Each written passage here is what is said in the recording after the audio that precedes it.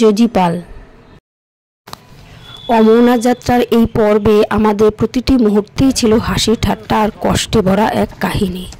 আমাদের পেহেলগাঁও দিয়ে হাঁটার ডেট ছিল 3 তারিখ আর আমরা ট্রেনে উঠি 30 তারিখ।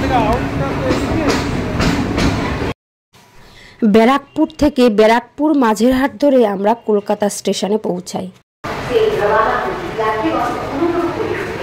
আমরা এখন কলকাতা প্ল্যাটফর্মে পৌঁছে গেছি আর এখন ট্রেনের জন্য অপেক্ষা করব।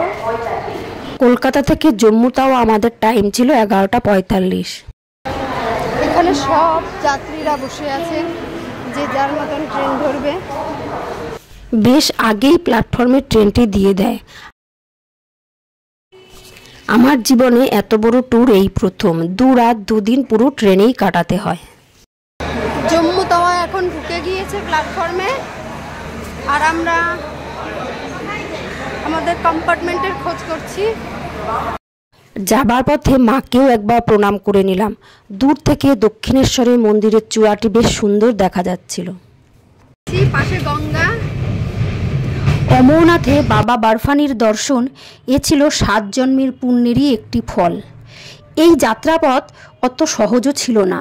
এই যাত্রাপথের আগে আমাদের বারে বারে বিভিন্ন ধাপ অতিক্রম করে তবেই যাত্রার উদ্দেশ্যে রওনা দিতে হয়েছে। মার্চ মাস নাগাদ অমরনাথ যাত্রার ওয়েবসাইটে মেডিকেলের ফর্ম বেরোয়। সেই ফর্ম অনুযায়ী নির্দিষ্ট হসপিটাল থেকে মেডিকেলের চেক আপ করে হসপিটালের সুপারকে অথরাইজড করে যাত্রার প্রথম পর্যায় শেষ হয়। আমি শুরু করেছি। আপনি আপনার নিকটবর্তী কোন হসপিটাল থেকে চেক আপ করাবেন তাও ওয়েবসাইটে দেওয়া থাকে। এদিকে আমি লখনৌতে পৌঁছে গেছি আর 1 রাত 1.5 দিন প্রায় হয়ে গেল। এরপর মেডিকেলের সার্টিফিকেট অনলাইনে অথবা ব্যাংকে সাবমিট করে যাত্রার পারমিট রেজিস্ট্রেশন করা হয়। অমরনাথ যাত্রার ওয়েবসাইটে অনলাইনের ডেটটি এবং ব্যাংকে রেজিস্ট্রেশনের ডেটটিও প্রকাশিত হয়। আমরা অনলাইনে ট্রাই করেছিলাম কিন্তু অনলাইনে সাবমিট করতে পারিনি, তারপর ব্যাংকে চেষ্টা করি।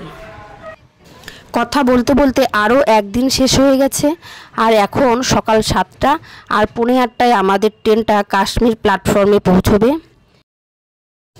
অমরনাথ যাত্রার 2টি রুট, একটা বালটাল আর অন্যটা পেহেলগাঁও। যাত্রার আগেই রেজিস্ট্রেশন করার সময়েই আপনাকে যে কোনো একটি রুটকে চুজ করতে হবে এবং সেই অনুযায়ী রেজিস্ট্রেশনেও রুটটি লেখা থাকবে। কাশ্মীরে নেমে এই রেজিস্ট্রেশন দেখিয়েই আপনাকে যাত্রা কার্ড তৈরি করতে হবে। এটা হলো আমার যাত্রা কার্ড। স্টেশনের সাথেই বিভিন্ন ক্যাম্প থাকে, সেখানে গেলেই ওরা রেজিস্ট্রেশন থেকে খুব তাড়াতাড়ি যাত্রা কার্ডটি তৈরি করে দেয়। এই দর্শনটি ছিল আমার জীবনের শ্রেষ্ঠ দর্শন। কী যে শান্তি পেয়েছি সেটি ভাষায় প্রকাশ করা কঠিন।